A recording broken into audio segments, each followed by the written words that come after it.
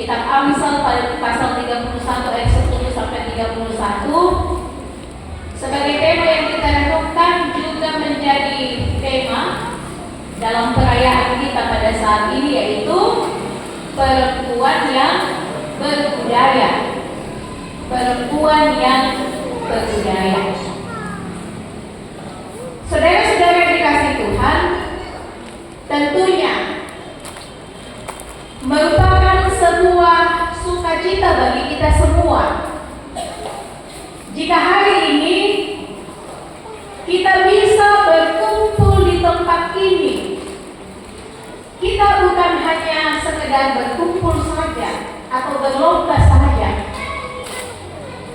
tetapi di balik itu semua kita merayakan keindahan dan kekuatan perempuan. Hari ini kita merenungkan sebuah bagian firman Tuhan yang sangat istimewa. Sebuah gambaran yang mungkin terasa sangat tinggi dan kadang membuat kita sedikit terintimidasi, yaitu Amsal 31 ayat 10 sampai 31. Bagian ini sering disebut sebagai potret seorang istri yang cakap, atau juga ada yang menyebutnya sebagai perempuan yang berhikmat. Ya, kalau mungkin bapak-bapak bisa dikatakan ini adalah kriteria istri yang ideal. Ya, istri idaman menurut Pak Pendeta. Ya. Istri idaman. Tetapi mari kita melihatnya lebih dalam, di mana bagian ini bukan hanya sebagai daftar tuntutan, melainkan sebuah inspirasi untuk menjadi perempuan yang berbudaya. Jadi jangan langsung kita putus asa, aduh saya tidak memenuhi kriteria ini yang ada di dalam firman Tuhan ini. Tetapi ini menjadi inspirasi bagi kita untuk menjadi perempuan yang berbudaya. Persatuan perempuan bersama dengan saudara-saudara yang dikasihi Tuhan. Apa yang terlintas di benak kita ketika kita mendengar kata berbudaya? Kira-kira apa yang dalam pikiran kita kalau dikatakan berbudaya? Mungkin ada yang bisa berpendapat. Jangan sampai takwa perempuan yang berbudaya, sementara kita bingung apa itu sama berbudaya. Jadi ketika dikatakan berbudaya, kira-kira apa yang langsung terlintas dalam pikiran kita? Atau kalau budaya, ya apa yang langsung terlintas dalam pikiran kita?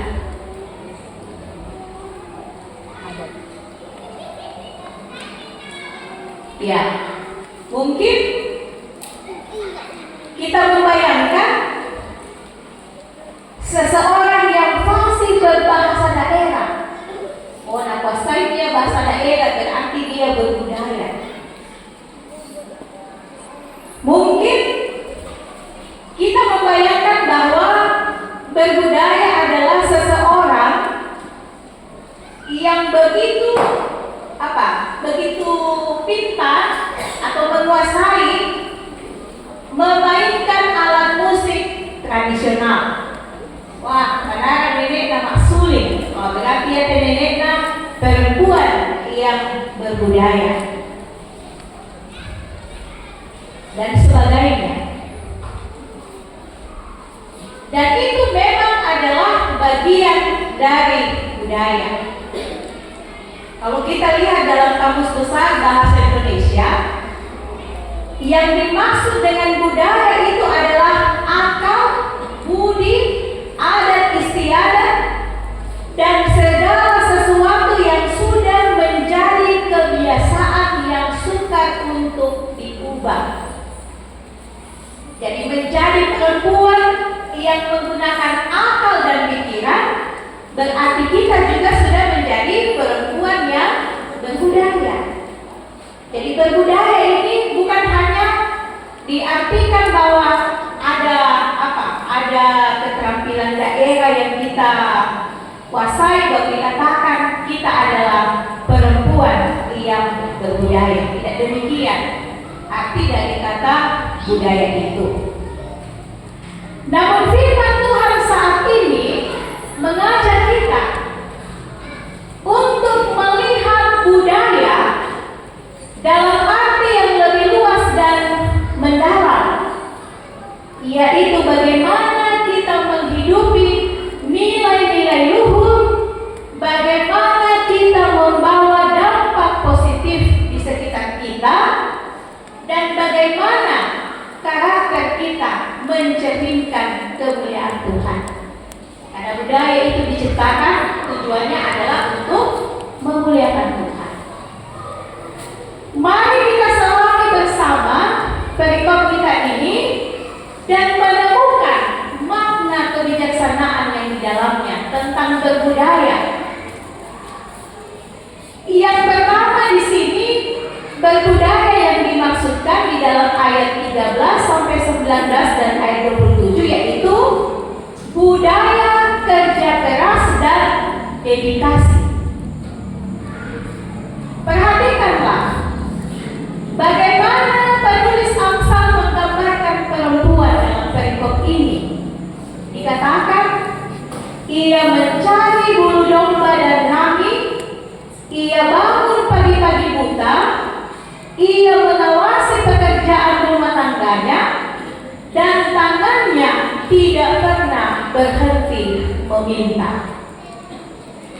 Ini bukan sekadar perempuan yang sibuk.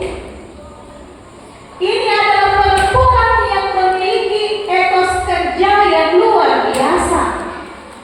Ia tidak takut berkeringat, ia tidak malas, dan ia melihat setiap pekerjaannya sebagai sebuah kehormatan.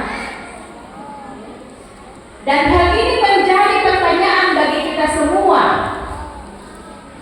Budaya apakah yang kita bangun dalam pekerjaan kita? Baik itu di rumah, di kantor, atau dalam pelayanan.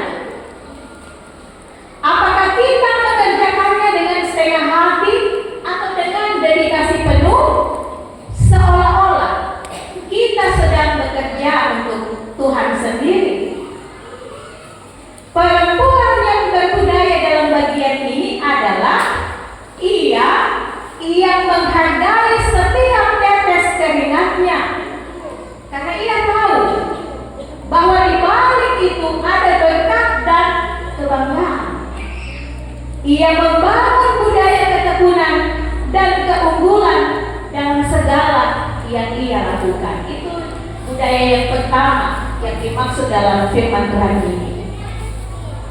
Budaya yang kedua yaitu budaya kebijaksanaan dan wawasan. Dalam ayat 16, 18, dan 26 pembacaan kita. Perempuan yang dimaksudkan dalam perikop kita ini, dia tidak hanya bekerja keras, ia juga bekerja dengan cerdas. Ia mempertimbangkan ladang lalu membelinya, jadi tidak membeli begitu saja, tapi dia memakai pikiran. Apakah kalau saya membeli ladang ini itu bisa menguntungkan saya atau seperti apa? Ia melihat bahwa hasil usahanya baik dan ia berbicara dengan hikmat. Ini menunjukkan bahwa ia adalah seorang pemikir, seorang perencana, dan pengambil keputusan yang baik. Ia memiliki wawasan yang luas bukan hanya tentang rumah tangganya, tetapi juga tentang investasi dan pengelolaan sumber daya. Dalam dunia yang semakin kompleks ini, perempuan yang berbudaya adalah ia yang terus belajar dan memperkaya pengetahuannya. Ia tidak hanya mengikuti arus, tetapi ia memiliki prinsip dan wawasan untuk menghadapi tantangan. Ia membangun budaya pembelajaran seumur hidup dan penggunaan akal budi yang diberikan Tuhan. Itulah perempuan yang berbudaya. Dia menggunakan akal pikirannya, tidak hanya bekerja dan bekerja, atau tidak hanya melakukan segala sesuatu begitu saja, tetapi menggunakan akalnya. Kalau kita yang hidup di zaman ini, sebenarnya kita bersyukur karena banyak media yang bisa kita gunakan untuk bisa belajar. Kalau zaman dulu, kalau kita mau tahu apa-apa ya cari buku dulu. Mau tahu cara tanam jagung yang baik, ya cari dulu buku pertanian. Kalau sekarang begitu mudahnya, kita tinggal klik saja di Google, cari cara menanam jagung yang baik, wah langsung muncul ya. Kita bersyukur dengan adanya kecanggihan alat komunikasi membantu kita untuk bisa belajar dan belajar. Karena itu wadah atau sarana teknologi seperti HP yang kita miliki ya jangan hanya digunakan untuk status-status saja, tapi ya kita bisa mendapatkan pengetahuan yang lebih baik lagi, belajar. Budaya yang ketiga yaitu budaya kebaikan dan kemurahan hati dalam ayat 20 pembacaan kita. Salah satu ayat yang paling menyentuh adalah ayat 20. Di situ berbunyi, ia memberikan tangannya kepada orang yang tertindas, uluran tangannya kepada orang miskin. Di tengah segala kesibukannya, ia tidak melupakan sesamanya. Ia memiliki hati yang peka terhadap penderitaan orang lain dan tangan yang siap menolong. Dan ini adalah inti dari budaya Kristen, yaitu kasih dan kepedulian.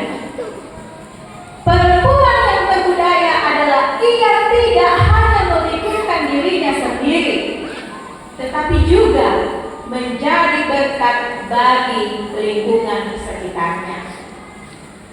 Karena itu kenapa perempuan dikatakan sebagai makhluk yang lemah lembut. Apa yang membuat sehingga perempuan itu dikategorikan sebagai manusia yang lemah lembut? Apakah karena dia bicara sangat halus atau seperti apa? Inilah yang sebenarnya membuat manusia perempuan itu dikatakan sebagai lemah lembut. Karena apa? Karena memiliki kepekaan, memiliki kepedulian untuk menolong sesamanya. Ini ciri khas dari seorang perempuan yang lemah lembut. Yang lemah lembut itu bukan nanti dikatakan karena suaranya halus-halus, kalau bicara dikatakan dia adalah lemah lembut. Tidak demikian. Perempuan yang dikatakan lemah lembut adalah perempuan yang selalu peduli dan menolong sesamanya. Budaya yang keempat yaitu budaya kehormatan dan rasa hormat dalam ayat 21 sampai 25 pembacaan kita.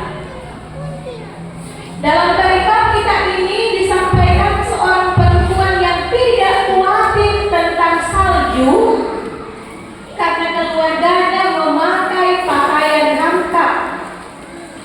Ia membuka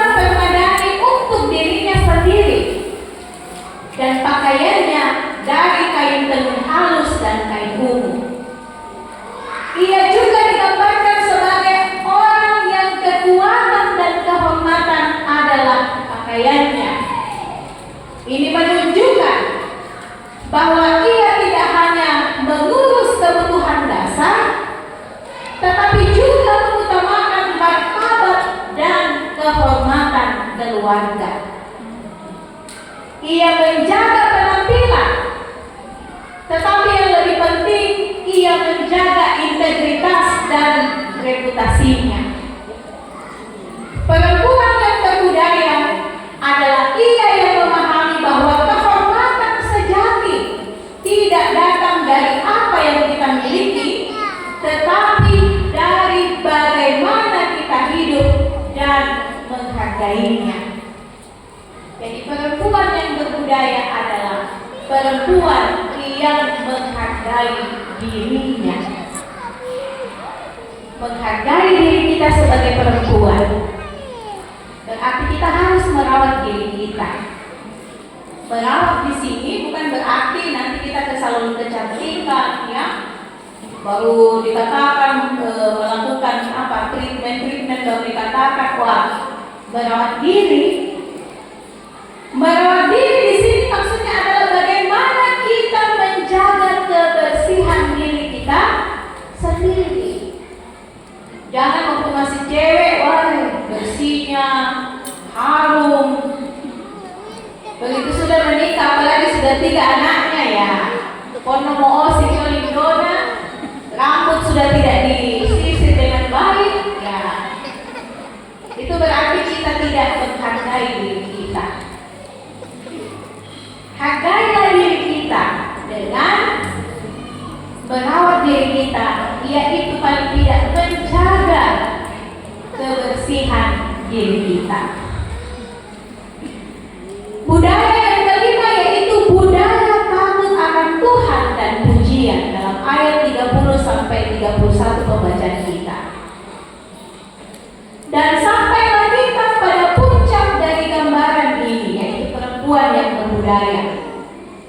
Kemolekan adalah bohong dan kecantikan adalah sia-sia. Tetapi istri yang takut akan Tuhan dipuji-puji. Inilah kunci dari segala budaya yang telah kita bahas tadi. Semua kebaikan, kebijaksanaan, dan dedikasi itu berakar pada rasa takut akan Tuhan. Artinya, ia hidup dalam pengenalan akan Tuhan, mengasihi Tuhan, dan memuliakan Tuhan dalam setiap aspek hidupnya.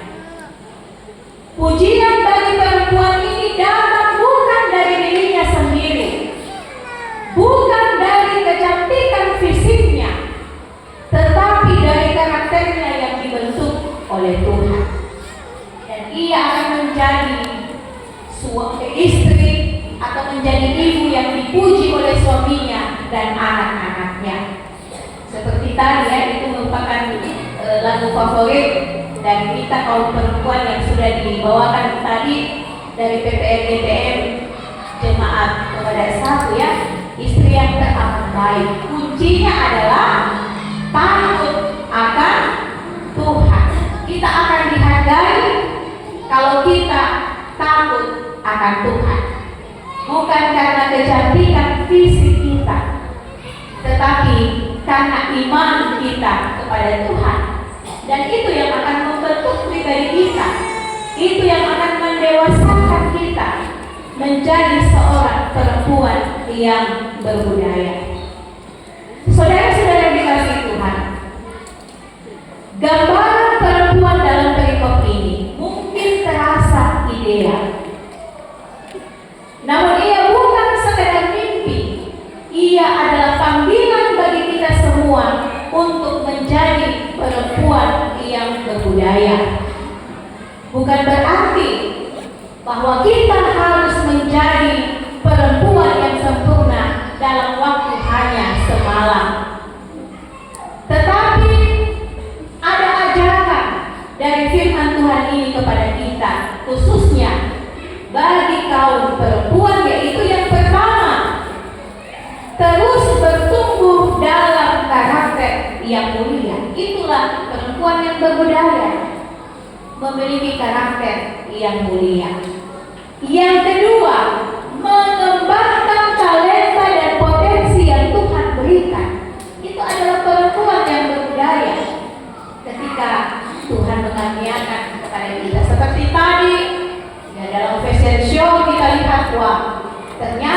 begitu banyak bakat-bakat yang tersembunyi, ya. Ternyata ibu-ibu juga di tempat ini, perempuan di tempat ini juga ternyata bisa, ya, menjadi model. Kemudian yang ketiga yaitu menjadi berkat bagi keluarga, gereja, dan masyarakat. Perempuan yang berbudaya harus bisa menjadi berkat di tengah-tengah dunia ini. Dan keempat, yang terutama, menjadi perempuan yang berbudaya adalah hidup dalam takut akan Tuhan.